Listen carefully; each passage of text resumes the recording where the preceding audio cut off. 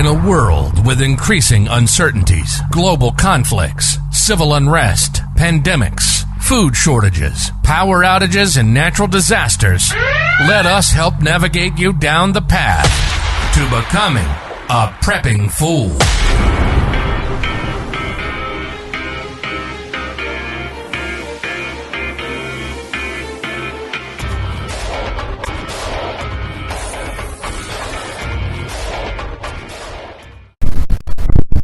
Hey everybody, welcome back to the Prepping Fool Hurricane Ian update.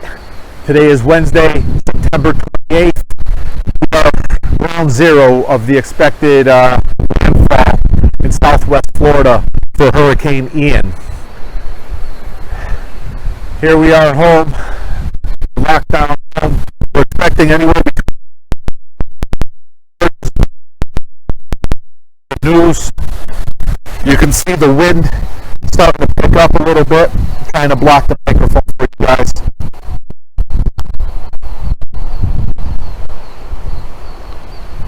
Right now, we've got a little bit of wind, and some rain.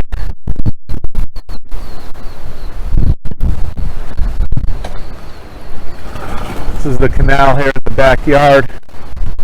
They're expecting to rise with the storm surge. So far so good, but this is really nothing of the storm. This is just, it hasn't really even begun. So,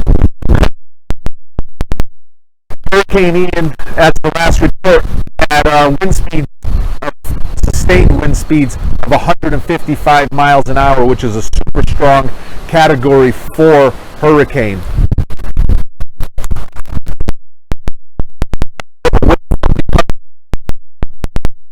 This is a huge, huge storm. I guess it's right that I have on my independent unafraid shirt today of a catastrophic storm. Storm is predicted to make landfall basically right over us. We're in southwest Florida, next to Great Beach, Placida, Florida, Rotunda area.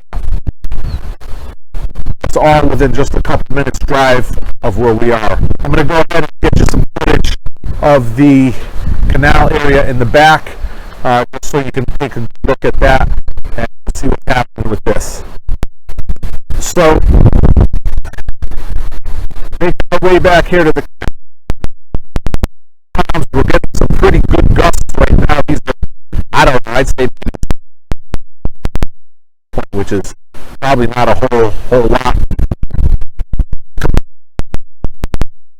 to have.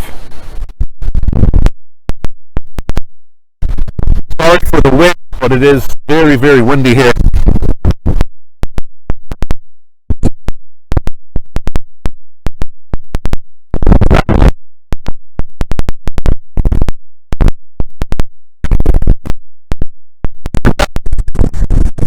Are definitely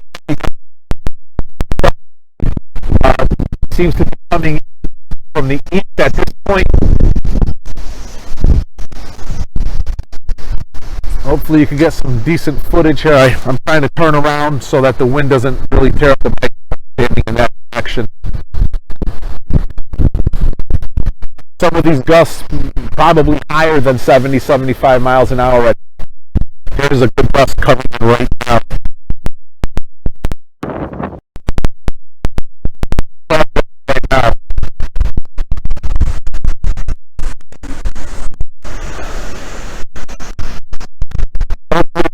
A neighbor of ours moved his canopy on his boat lift there.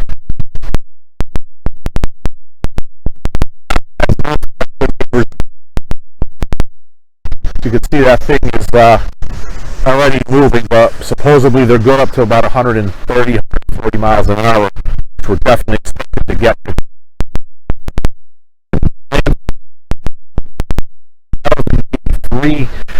It is a very slow moving storm, and it's still growing. Now pressure continuing to drop in this storm.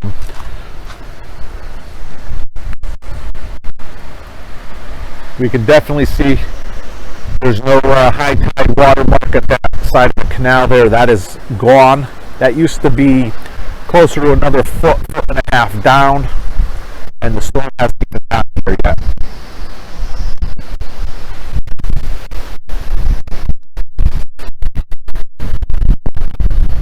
We'll keep you guys updated here. Let me know if you think we were crazy. Definitely in a mandatory evacuated zone. That changed very, very rapidly since the storm shifted yesterday. But other people are staying here. We're pretty high above the flood stage, supposedly. We'll find out. As you can see from here, we're up probably 16, 18 inches, 20 inches maybe from the wall to the seawall.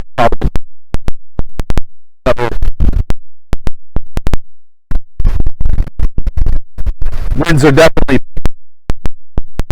I thought there was going to be, but the outer bands of the storm.